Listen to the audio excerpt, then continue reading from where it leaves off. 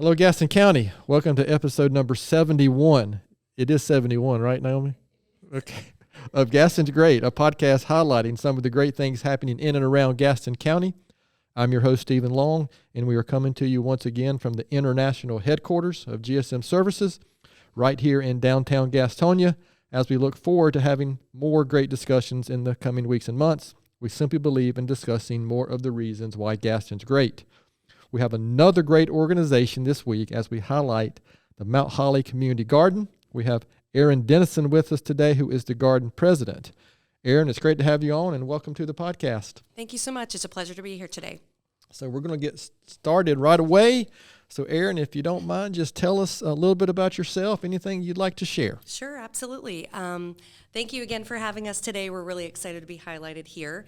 My name is Erin Denison, again, the current garden president at the Mount Holly Community Garden, and I've been with them pretty much from the start. So this is going on our 8th growing season, and very, very proud. It's definitely a passion project of mine. I am not, believe it or not, from Gaston County or from North Carolina. I'm a transplant from Ohio.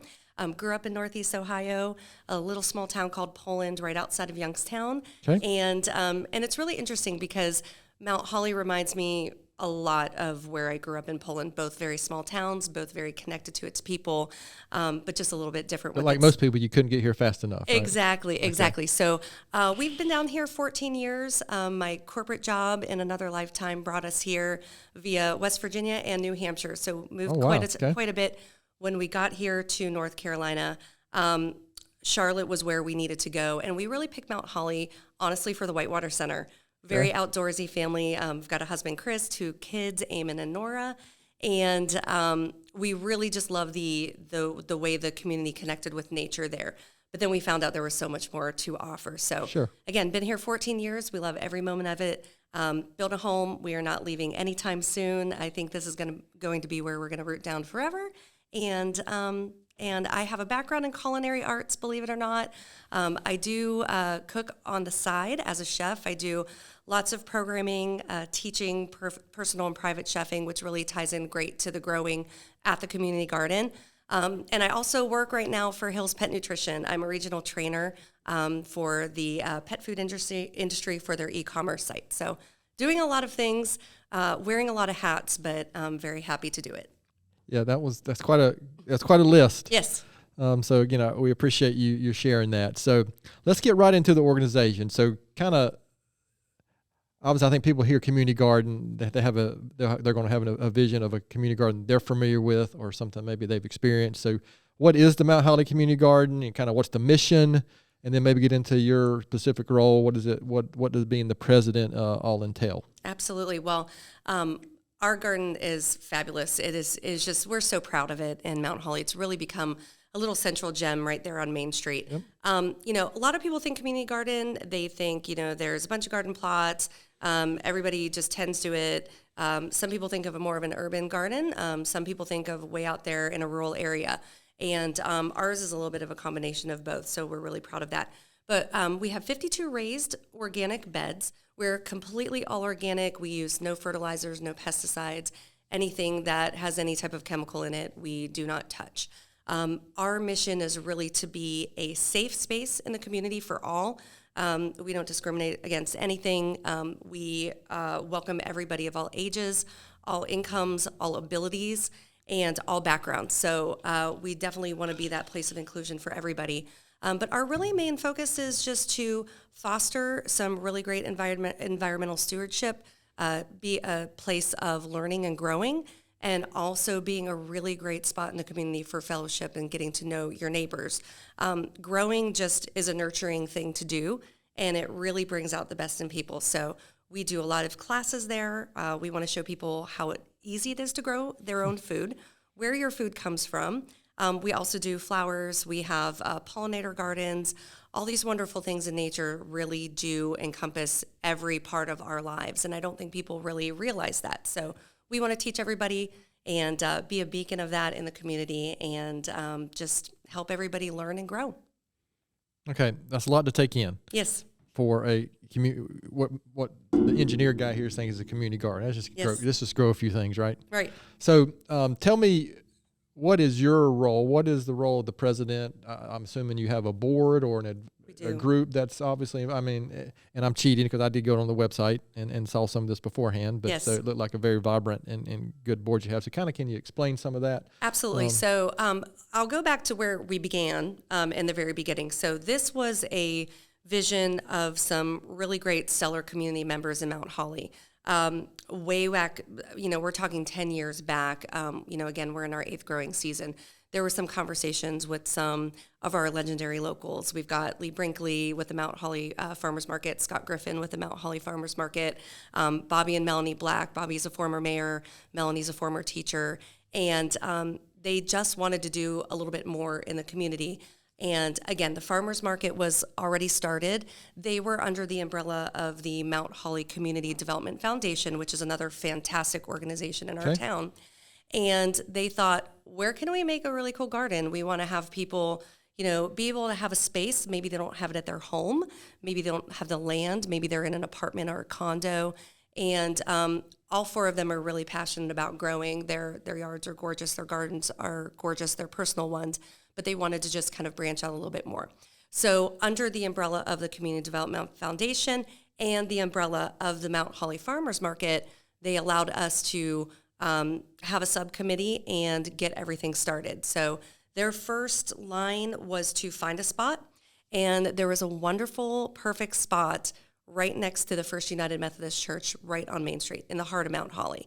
It used to have a home on it, and it was raised, and nothing was there. It was also between another building, which now houses Finish Line Church. And so they went ahead and talked to the church and said, hey, we really want to do something cool there. We want to have a community garden. What do you think? And with their blessing, they allowed us to make that community garden there for a very small, minimal fee. Their biggest thing is they just wanted to make sure that it got off the ground, and it was a really great thing that kept going and really blossoming throughout the years and didn't just go by the wayside. So those really were our big founding members. How I got involved was my son Eamon was at the preschool at the First United Methodist Church. Okay. So I was walking in on our first day. Again, we're transplants. We don't really know many people at that point. And I see this group over there talking, and this wonderful gentleman walking in with his grandson right in front of me starts talking to me and like, hey, how are you? Introduced himself, and it was Scott Griffin, and otherwise known as Mr. G in Mount Holly. He's a legend. And so we started talking, and his grandson Jax and my son Eamon kind of started talking because they were in class together. And he was telling me, oh, those are my friends up there. We're getting ready to start a community garden. You want to come up there and see what it's all about? And I said, sure. So it was serendipitous. It Gotcha. Was all the stars aligned. And that was really the center of me getting involved with this project. So went up there, met the wonderful people that were there talking about what they were going to do. And, Bobby and Mel were like, hey, can you come tonight? We're having a board meeting. We need to get some board members. What do you think? So I'm like, I'll come in and learn about it. So we had this wonderful meeting, and the rest was history. So we still have a wonderful board. Melanie and Bobby kind of rolled off, they're retirees and spending more time with their family, but they really laid a great foundation for us to take over. I served as the VP the whole time under Bobby, so he really taught me a lot. But we, again, have a wonderful board now of volunteers, and we are all completely funded with donations from the community. The garden bed leases, which we do, they're $60 a year, which is pretty affordable. We do also offer scholarships for those that have low income. We want to make sure it's attainable for everybody. But then also grants. I've got really good at grant writing over the years, and where we can find money, we will find it. And it's been a really wonderful, but just the heart of the garden is the gardeners, and it's the volunteers. We have a lot of volunteers. Again, our board is wonderful, but also just community members that maybe they don't even garden there, but they just want to come help and do whatever they can. So it's really become a strong player on our main street. And so going on after being under the umbrella of the farmers market, a few years in, we were about 2 years in, we ended up getting our own 501c3 nonprofit status. So we run fully under that right now, and we'll continue to do so. Do I remember correctly, was that the 2015? Yeah, Okay. it was 2015, 2016, about there. Yes, Okay. absolutely. I just remember seeing that date Yep. on the website. All right, so you covered a lot I did. right there. So, and you've mentioned a couple things already. I have some follow-up questions about a couple Sure. things you said, but talk about maybe more specifics on some of the initiatives. I mean, you mentioned some education. Yes. Maybe are there organizations that you're involved with? Yes. That what the garden touches. You just kind of some of the initiatives, programs might be a better word. Sure. For what you guys are doing. Can you talk a little bit about that? We do so much. It's hard when you Sure. start to quantify it all. It's really overwhelming. But first and foremost, we're a garden. We mentor our gardeners. So we have people that are beginners, never ever planted a seed, never planted a plant, all the way to North Carolina master gardeners there. Okay. So we want to educate everybody there. We do have free programming. Now, COVID kind of threw a wrench in that plan. We're starting to build that back up. But prior to COVID, we had a really strong programming department. We had things like kids program. We had our, yoga in the garden. We partnered with Rachel Harper over at On Track Yoga. She would come and do yoga in the garden. We did a lot of really great cooking demonstrations. I, would show people seasonally, well, you're growing it. Now what do you do with it?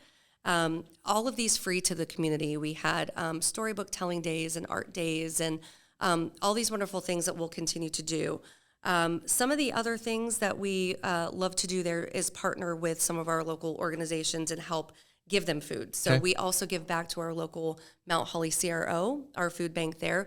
We are one of their only providers of fresh produce. We will do that year-round because we do year-round gardening here. The North Carolina gardening zone, which is 7B here in Gaston County, it does allow for year-round gardening. So we're pretty fortunate there. Where I grew up in Northeast Ohio, we didn't have that. A little bit different weather there. We did. So we do partner with CRO. We ask all of our gardeners to at least give 10%. A lot of them are giving more of their garden bed per year to the CRO. We also partner with Meals on Wheels. But we have worked with Girl Scouts, Boy Scouts of America. We have worked with our local PD and fire departments. One of our really great projects we did was we helped Ida Rankin Elementary School revitalize their garden in the back. All of the third graders had gone through the gardening program. They got to garden, they got to grow. There's lessons around it. Then they got to taste and eat. So wonderful things, but we're trying to just more than just have our spot and it look beautiful and be a place of garden. We really want to, get our fingers in everything in the community. Any way that we can outreach and educate, pull people in together for more of a sense of community and belonging, we will. Okay, very good. So again, got a lot going on. So earlier you mentioned 52 raised beds. Yes. That seems like a lot It is. compared to other community gardens that I've seen or been involved with. So how big of a space is this? And how big is a bed maybe? Yeah, sure. And I think being all raised, is that kind of a unique thing as well for that? So that's a great question. So the raised gardening allows for, when you have a plot like that, you want to make sure we've got this red clay here in North Carolina. Yeah. It's great. So I know. For not much. Something I've had to get used to over the years.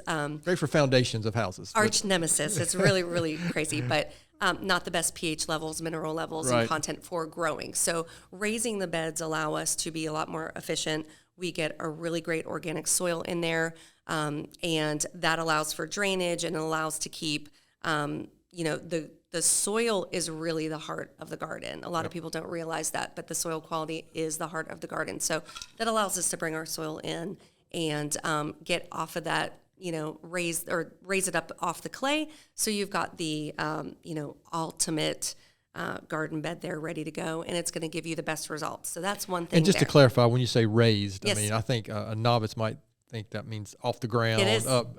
So how? Yeah. So just describe that. I mean, They're about 2.5 feet off the ground. Okay.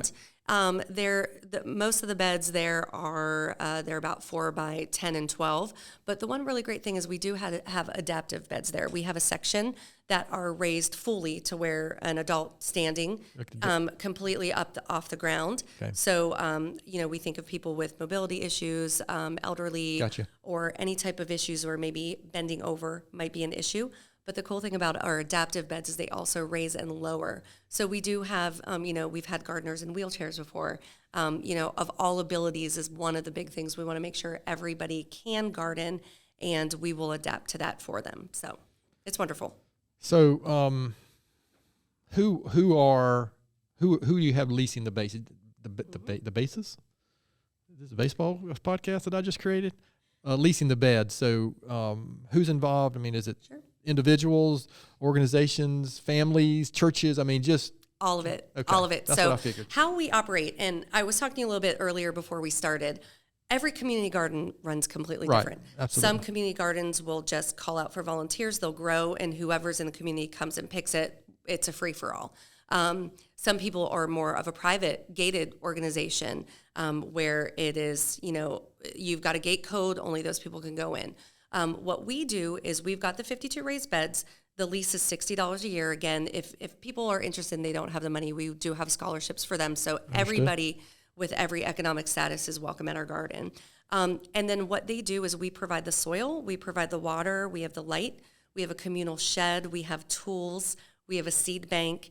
We're always sharing, plants and clippings from other ones and really help each other out. But there's a lot of individuals of all ages. Okay. Some of our youngest gardeners are 1.5 years, 2 years old, just getting started with their family. And we've had gardeners, I think our oldest gardener was about 96. Oh, wow. So they're all ages, everything in between. But there are families. We do have some organizations. We do have some local businesses that do have beds in our garden. Smoke and Barrel Cigar and Whiskey Bar, they have a bed. They grow all their herbs there. They come over, they harvest them, they use them in, any of their spirits and cocktails there. Interesting. Okay. So really we partner with everybody. We have had churches in the past, groups, but really anybody that's interested can get involved. Is it typically all 52 are being utilized? Is there a waiting list or? Every single bed is being utilized. Okay. So typically we will do so. About a week or two from now, we'll be doing an all call for our next season. Gotcha. Now, the one thing about gardening is people don't realize it's work. Oh, it's work, yes. Yes, so sometimes, everyone's excited about the thought of gardening and they get really excited about being a part of the community garden. They're excited about the results of gardening. Yes, and they'll come. Not and what's in between. They'll plant and then maybe they'll fall off the wagon. We won't see them again. Now, we, again, offer a mentorship program. We always partner new gardeners with, not our more master gardeners there. So no one's ever just left floundering there. We want everyone to be successful. But still, you've got to water. It's hot in the summer. There's a lot that goes into it. There's a lot of work. And some people really, really love it. It's my happy place. I get a lot out of it as a nurturer. And some people absolutely hate it. And that's okay. So every year we will have some open garden beds, and most years we will get to a waiting list. We do reserve 5 beds for the CRO just to make sure that, and Meals on Wheels and our organizations where we donate, just to make sure that we do have that. But yes, it's just, if you're interested, apply. And we will go ahead, and it's not really a vetting process. It's more of just, there's an application, there's garden rules and regulations, and then we'll get you, assigned a bed. And obviously, before we're done, we'll make sure our listeners know how to go about doing that. Absolutely. So one of the questions I like is, with your time at the community garden, can you think back about an interaction or a success story or something that you saw personally, whether it was CRO or you already mentioned Ida Rankin School, something you can share, an anecdotal story or something that this is where we made a big impact, or something that you can think of that kind of just share a success story, for lack of a better We've phrase. had so many. It really does make my heart full. There's a lot of small interactions where we may partner with. Every year we get some volunteers from Ida Rankin that are doing their safety patrol project, and 9 times out of 10 they don't want to be around bees. So we get to let them know a little bit more about the bees and how important they are, and how to deal with them and how to be around them. And then there's a lot more than just a stinger, right? Yeah, and within a day or two they're in love with the bees and they're not running from them anymore. But I think one of the most heartwarming things for me really was about two seasons ago. We had a new gardener. She was new from Atlanta, and she was by herself. Young, single in a new town, and really never gardened before. And so I saw her over at the garden, and she's got her mother in Atlanta on FaceTime. She's got her new little garden stool and her new little tools in her bag and everything. She was so excited to start gardening that she had her mother on FaceTime watching her plant, and her mother was walking her through because her mother was a big gardener in Atlanta. And when she got her first pepper, was crying tears, just couldn't believe that, oh my gosh, like I was able to do this all on my own. And really, really became an active part of the garden. I think another really great success story that I can think of is we partnered several years back with Caramont Hospital with their cancer center. I had done a couple food demonstrations there with their wellness department and got to know that team over there. And we did help them revitalize a little shrub area that was dying into a garden there. So their patients can come, they can have a little bit of respite out there while they're going through their treatments. They can also help tend to the garden. Gardening also is a really great way for a good mental wellness balance. Sure. Distract you from all this wackiness everywhere else in the world. Absolutely. So that was a really proud moment there working with that cancer center. I lost my father to cancer, my father-in-law to cancer, so it really touched my heart to be able to give back that way and give back a little bit more than just physically at our garden site. And those are some great success stories. Unfortunately, it would be hard-pressed to find somebody who's probably not been impacted by cancer in some way. Absolutely, absolutely. So we were really thankful to give back. And but no, those just those little moments where those aha moments, or when people think, I just can't believe I did that. I can't believe I grew that, or just finding a little bit of beauty in the nature, especially in the world today, and just kind of the climate that we're in. It's fantastic. I think they're all successes. Well, good. And like so many organizations that we've had the good fortune to speak to, oftentimes it's the core is obviously the gardening, but the result and the impact can be, it can affect people in so many other other ways besides just growing some food. Right? Yes, absolutely. Right. Every year I think, I might have another year left in me to lead this, ship. And then I keep saying, it's what keeps me there. Yeah. Well, very good. So, looking ahead, sure. I know that classic question is 5 to 10 years down the road, but doesn't necessarily have to be 5 to 10 years down the road. What do you see the garden looking like, organization? Are there any big plans for the future, or anything you'd like to share there? Sure. I think our biggest thing right now we're already working on is getting our programming back to where we were pre-COVID times. Gotcha. Okay. Since we do have a lot of gardeners of all ages and all abilities, we want to be aware, COVID's still around, there's still things out there. So we're just easing back into it. So plans, we're already writing grants and, working with other organizations to kind of get the funding to bump that up again. So that's another great thing to come. We'd love to see all those programs happening. The one thing that I could see us really growing on is, again, just deepening our roots in the community. We want to get even more involved. And I think that was good. No pun intended. Yeah, no pun intended there. But it's just, really, I think that we love to share what's going on in our community, not just for ourselves, but we're only as good as the community around us. So we want to get involved a little bit more, continuing to grow in those ways. One area I see we can grow in is, there's a really big art boom going on in Mount Holly right now. We've got a lot of great galleries happening, Arts on the Greenways here, Awaken Gallery with Emily over there doing really wonderful things. So I do see us, trying to get a little bit more artistic touches there, so we can get some visitation, maybe more interactive things there at the garden, and some unique different installations that people can come and really be a destination, not only to see the garden, but to go a little bit further there with the arts and tie that into what's going on in our community. So those are definitely on the horizon. I'm really excited to see what happens. All right. Very good. It's good. I'm glad to hear there are some, and I do like hearing about whatever the new normal is. Mm-hmm. It might not be exactly the same, but let's kind of get back to some of that interaction, and good to hear that some programming is maybe coming back. We're excited. You were doing. So, this is a podcast about Gaston County. Obviously, the focus today is Mount Holly, one of our great municipalities here. So, why would you, in your own words, you've shared so many reasons already, but why would you say Gaston County and Mount Holly is better because the Mount Holly Community Garden is here? Absolutely. I think it really provides a really nice green space. We are right on Main Street. Mm-hmm. All the buildings are there. I cannot tell you how many people go by our garden not even knowing it's there. Yeah. So getting the word out, obviously there, but it is a green space where, you can come and enjoy it. So our gardeners lease the beds, they tend to the gardens, they take the harvest or they donate the harvest, but We want to welcome everybody there. We want people to come have lunch there. We want to, have events there, walk around, meditate, whatever you want to do there. We find that we are a great space for there because we're walkable. We're in the middle of the hustle bustle. So instead of having to drive a little bit further to some of our parks or our, wonderful greenways that we have going on, we're right there. You could walk to the coffee shop, Catawba Coffee, and walk right across and not even realize that you're in, the city. So I think we offer a really wonderful space for that and for some rest and reflection during the day. All right, that's very good. And that's a unique answer that we haven't had on all the previous 70 episodes. It's such a unique thing you have there in Mount Holly.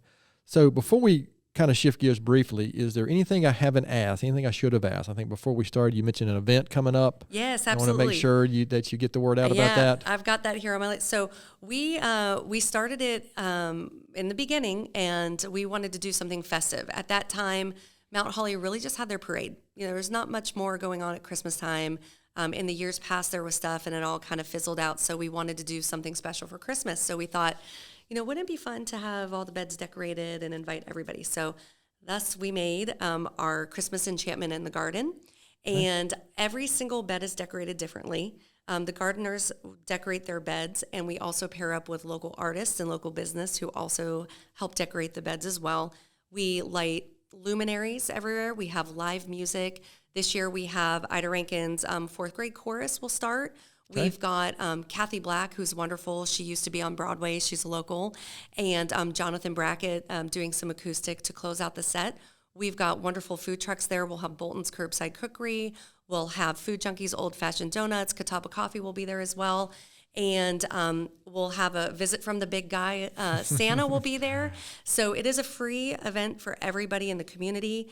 It's just a way that we want to give back a little bit of merriment and joy in this holiday season. Everybody is welcome to come out. So that is on Saturday, the 10th of December from 5 to 8:30. You just have to come down. We'll have the front parking lot blocked off, so there'll be a space that'll be safe for everybody to walk around. If you do have kids, come see everything. Okay. Everything will be just dazzling and wonderful and beautiful. And people in the past have been like, it's kind of like walking through McAdenville, but it's in a garden. And so we'll go with that. But everything is very unique and different. People get very creative. One of our gardeners the other day, she started decorating, and I said, Ruth, is that Ruth Neely? She's a wonderful person in our community too. She had taken an umbrella that you put in like a table on your deck and took off the cloth, and she has a Christmas tree made out of a table umbrella. She's got, wow. Really creative, crafty, Duke's mayonnaise, container tops that are all her ornaments. So people get very, very artistic, very, very creative. We have everything under the sun there. So we encourage everybody. We want to invite everybody to come out.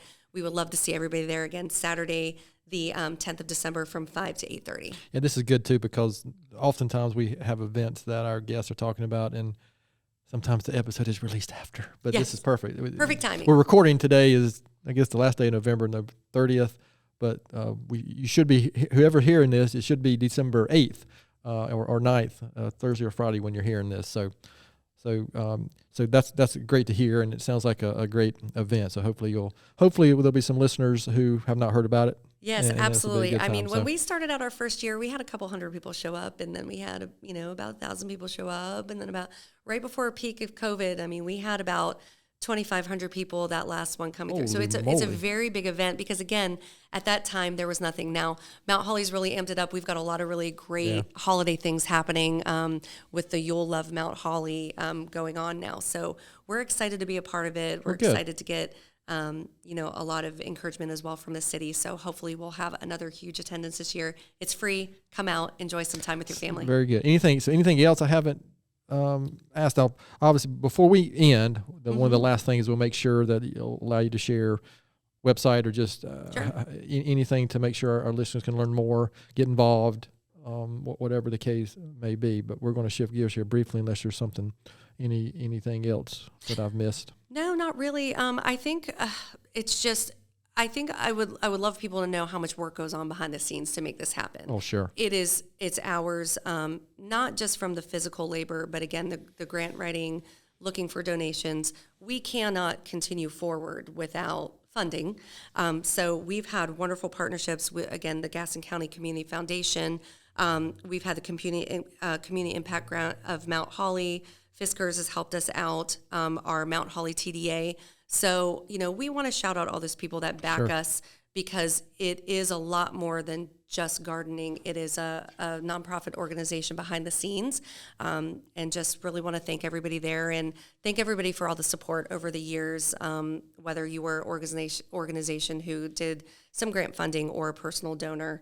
But there's a lot behind it. Sure, there's a lot behind it. Yeah, nothing happens with just a few people out front, right? No, not at all. There's always more to it. Sure. So we're going to shift gears, and Erin, you've been transplanted long enough to be able to answer some of these questions. Maybe not all of them, but we will modify as needed. So we're going to call this is our first Mount Holly focused organization. This is the Mount Holly speed round of questions. Yes. Okay, are you ready? Yes, I hope I still have friends after my answers. This is what everybody, this is the other board members, your family, friends, everybody in Mount Holly. This is what they really want to know about you. Yes. So have you been to Tony's Ice Cream? Yes. Oh, okay. So what is your favorite Tony's ice cream flavor? I am a Handel's ice cream girl. Fair enough. Yes. Handel's, believe it or not, is from my hometown. So, oh, really? My grandparents went on dates there. That's what I grew up with. When we got a Handel's here, it would be great. So, Handel's. So, but a specific flavor? Yes, absolutely. The Oreo and the chocolate peanut butter parfait. Because I guess the Handel's is relatively new on here in Gastonia. Mm-hmm. There's one, right? Yes, I haven't been. Started back in 1942, give or take. But so it just took us a while to get there. So I'm sorry, Tony's. I do appreciate you in the community, but I am a Handel's girl. Okay, fair enough. Fair enough. Can we give us something? Wah wah or something? There we go. So, have you been here? Have you had Sundrop or Cheerwine? I have. And? I love iced tea, but if I had to pick between the Sundrop and Cheerwine, I'd go Cheerwine. Okay, yeah, me too. All right, favorite local restaurant? I love our restaurants here. Gaston County has wonderful, wonderful restaurants. When I think about if somebody says, actually. What's a really great restaurant to go to? If I'm thinking a little bit more upscale, Webb's comes to mind, Heirlooms come to mind, but I love the quick, easy grabs. I love the station in Belmont is really good. The station is good. I love the Pita Wheel. Papa Sammy's in Mount Holly has the best pizza. They're wonderful people too. So, don't discount those little ones there. Absolutely. Yeah, Pita. Matter of fact, the problem with Pita Wheel for me is it's so close to here, the main one on Main Street. Yeah, yes. It's I can practically walk there. I'm really excited. They're getting a second location, or I think third location. Yes, yep. in Belmont. So that'll be a little bit closer to me there. But very good. Just those really quick bites. I love them. So you can't answer gardening. Okay. So what's your favorite outdoor activity in Gaston Absolutely. County, or favorite park? Yeah, I absolutely love taking it to the hiking trails. Love to be outside. Of course, we've got Crowder's Mountain, but Tuckasegee Park in Mount Holly is wonderful. They've done a wonderful job with the new greenway system there, connecting over to River Street Park. It's wonderful. Poston Park is great, but just really, the Rocky Branch over in Belmont too. What they're doing there is wonderful. But I love to be outside, love to be in nature. So anytime I could get on the trails, doing a little hike, whether it's in the forest or on the greenway, I'm there. All right, very good. So this is my question. I say the exact same thing every week, don't I? That's okay. This is my question, and you just have to deal with it. So I'm interested to hear what the Ohio answer is, and it better not be Ohio. But UNC Duke or NC State? Get ready. I don't even want to go down that route. I'm a big Buckeye fan. Also, I have to shout out Iowa State as well. My nephew Cameron Smith. The Cyclones. Yes, he is on a full football scholarship, graduating early in December. Oh, wow. And he'll start his journey there in January. So that is a really divisive question there. So How's that Ohio. how Go is Buckeyes. How is that divisive? There's only one correct answer. You know, I have learned. I thought Ohio was pretty hardcore with their teams, and then I moved here, and I've learned about the UNC Duke and NC State rivalries. So, all right, well, we'll move on then. yes, I think maybe some crickets. I do want to say they're all fantastic organizations. Thank you. Well, if everybody that knows me knows that we're NC State people here. And if you want somebody working in air conditioner, it needs to be NC State people, not Duke or Chapel Hill people. So they're probably my favorite too. Just saying. Well, very good. Okay. I knew this was a good episode. Yep. Naomi. Erin, what is something very few people know about you? Oh gosh, there's a lot. Going back to the outdoor days, in my earlier years, I was an avid rock climber, believe it or not. Oh, wow. Multi-pitch, thousands of feet up in the air. I think starting a family kind of changes your view of risky behaviors like that. So definitely love doing that. And I love Bruce Lee kung fu movies. A lot of people are surprised by that. Wow. That is definitely a first on the podcast. I really despise yellow mustard. That's a thing that I don't even want it in my house. Condiment issues. Condiment. Yeah, I'm not even know what to say. Now I'm stunned. secret's out. Yellow mustard. So what about any other type of mustard that's acceptable, or just that word? Yeah, it's just not a thing for me. Okay. Interesting. How about, is it the color or the everything? Everything about it. How about a book or something you would recommend, blog? I mean, podcast, anything you might recommend to our listeners? Sure. I don't read a ton of books, just time wise, obviously I have a lot going on, but I do love blogs. There's a really good one called The Horticult. It's a younger couple. They do a lot of, it's more surrounded around gardening and outdoor lifestyle. They're really wonderful. Feast and West is another one that I love, being having a culinary background. Susanna, she's a local, not too far from here. And it's all around cocktails and food, but her photography on the blog is it's stellar, it's stunning. So those are two that I really, really like there. Anything National Geographic. I love learning about the world, learning about nature, any of those sorts. But that's the ones that I can recommend. Okay, very good. Mm-hmm. So I appreciate you indulging us on those local questions. Yes. So just a few more questions and we'll be wrapped up here. So besides the Mount Holly Community Garden, Erin, why would you say Gaston County and Mount Holly is such a great place? Honestly, I think it's really the people. I have never been to an area with so many wonderful, welcoming people. Living in Ohio, Charleston, West Virginia, Nashua, New Hampshire here, I've kind of been around a little bit, and never did I so quickly connect to a community. And it's magical. It really, really is. Mount Holly is a little magical gem of a place. But I think that there's a lot of people like me who are transplants. So we have a lot in common. It's very easy to meet friends and find your people. And then you have the wonderful locals that have the amazing hospitality. I've never met so many warm, wonderful, welcoming people than the people who were born and raised here in Gaston County. And I do think that that is the heart of what makes Gaston so great, is really the wonderful people in the communities. Sounds like a Gaston County card or something. It's true. Maybe we need to get you in touch with the travel and tourism. It's so group, true, though. It's a wonderful. That's well said, place. and I agree. Mm-hmm. That's it's a wonderful place. Very well said. I appreciate you sharing that. Sure. So, this is the last question, and I say this every episode too. This is my favorite question. So, Erin, knowing what you know now, what advice would you give your 20-year-old self? Oh boy, I would tell her and anyone around her and anybody young out there listening right now, when you're in things, they seem so big, but everything's temporary. Yeah. Everything's temporary. Everything is fixable. I think that we are given a gift of a new day when we have it. Time is fleeting, and you've got to keep your loved ones close because you never know when they're not going to be there anymore. But everything being temporary, those big things that you're in those moments that seem so big, they'll pass. and they will just be a little blip on the radar Both down the good road. and bad, right? Yes, both good and bad. Looking back, and again, every day is a new day. Don't pigeonhole yourself in one spot. If you're unhappy, you have an opportunity to fix that. Every single day is a new day. So go forward with that. Remember, everything is temporary. This too shall pass. Maybe we should just end the podcast right there on that one. I mean, that's a mic drop. Very well said. Thank you. I appreciate that. So, Erin, this has been really good. So, again, the main point here is to bring some recognition and get the word out about your organization. Sure. And so, what can you share with our listeners about where can they go to learn more?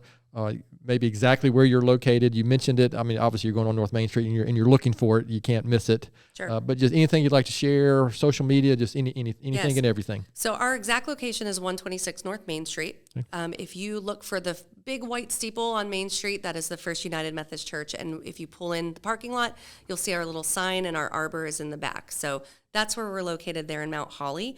You can find information on mounthollycommunitygarden.com. That's our website. Okay. We're on Facebook and Instagram. If you need to email us, it's mtholly, so it's Mount MT. It's MTHOLLY communitygarden@gmail.com. Give us an email. Let us know. There's a lot of really wonderful information on the website, how to donate. It is a good website. Yeah, we could purchase a brick in the front. We've got engraved bricks in the front. We'll also, if you're interested in gardening, again, we will be starting our 9th growing season in January. Our seasons are considered January to December. So we will be looking for new gardeners. If you've never gardened before, don't worry. We'll hold your hand through it. We will walk you through. If you are an avid gardener, we would love you there, love your expertise, and just the mentorship and fellowship in the garden as well. So we look forward to that. And if you ever want to partner with us, or if you need us wherever you are, whether you're a school or an organization, another talk, definitely find us in those avenues, and we'll come out and talk and partner and help out. And again, deepen those roots in the community. Well, very good. So before we wrap this episode up, any last words of wisdom or anything else you'd like to share about the garden or Mount Holly or Ohio State or? Well, I think that if you haven't been to Mount Holly in a while, please come. All of our communities are really booming. I know when we first moved there, again, I had mentioned the Whitewater Center kind of attracted us to the area. Yeah. But the Main Street there was not much there. Correct. There were very few things. We walked into the City Cafe at the time, and it was like the record scratched, and the sheriff turned around. They're like, who are these new people? Now it is vibrant. Yeah. We've got wonderful, shops, Vintage Nest and Jack Beagles, Trouse, the Summit. We've got Catalyst. I have recently made a trip to Trouse myself. Oh, it's wonderful. Catalyst, Mercantile, the coffee shop. I mean, the list goes on and on. So I really encourage and invite everybody to come to Mount Holly. It's a very walkable place. Just park your car, walk around, see all the wonderful things going on in Mount Holly. Stop by our garden anytime. Anybody is welcome at any time at the garden. You don't have to be a garden member. You can come anytime. We do have a guest book. We have a little mailbox. You can sign in.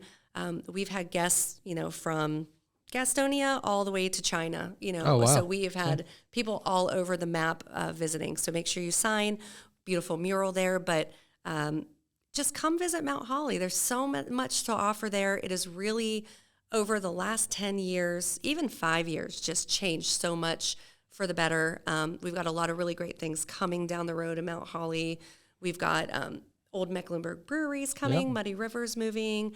We've got the Riverhawk Brew Pub will be happening too. And we will be central to all of those things. So when you're walking, shopping, eating, we'll be right in the middle. So come see us. Well, very good. So that's a great segue and way to end the podcast. And I agree. I mean, all of our little municipalities are terrific, and we're a very unique community, and Mount Holly's definitely one of them. And, my family actually grew up, my mother's side of my family grew up she went to Mount Holly High School, mm-hmm. and grew up in Lucia. Yes. Which is, just, I guess, I would officially between, I guess, Denver and Mount Holly. Yes. Is really where that is. So, yeah, Mount Holly is a great community and a connection to my family as well. So I'm going to finish up with my own book or podcast recommendation. I'm doing a podcast recommendation this week. It's a podcast called Founders. It's hosted by a gentleman named David Senra. I think I'm pronouncing that right. But basically he has discussions about gentlemen or individuals or organizations that were the founders of organizations like Steve Jobs, or just as an example. But he's got a lot of episodes, and especially if you're connected to business at all, it's really, really good. And he typically picks a book, so you could find plenty of books if you listen enough of those episodes, if you're interested in that kind of thing. And my quote for the week comes from Melanie Beatty. I think I'm pronouncing that correct. And we're recording this the week after Thanksgiving, and I kind of wish I had done this recording actually on Thanksgiving and maybe release a special episode. We didn't release one for that specific week, but it's on gratitude. And she said, "Gratitude makes sense of our past, brings peace for today, and creates a vision for tomorrow." So that almost sounds like something that Erin may have come up with what kind of some of the wisdom she has shared today. But gratitude is one of those things I think, man, I personally wish I could just live with more gratitude personally. It's something that I work on, but it's hard for me personally, but it can lead to just so many things. And frankly, if you really look around, for me personally, there are so many things that we should be grateful about and can be grateful about, and the Mount Holly Community Garden is one of those things. So to our listeners out there today, thanks so much for taking the time to listen to today's episode. Please continue to spread the word if you can about the podcast, and please don't hesitate to contact us here at podcast@gaston'sgreat.com. We're always looking for suggestions for future podcast topics and guests, and actually I think we got a couple suggestions from Erin there while she was talking talking about the garden. You can find the podcast and subscribe at the website, gastonsgreat.com, or anywhere you listen to podcasts. And please follow us on all our social media platforms.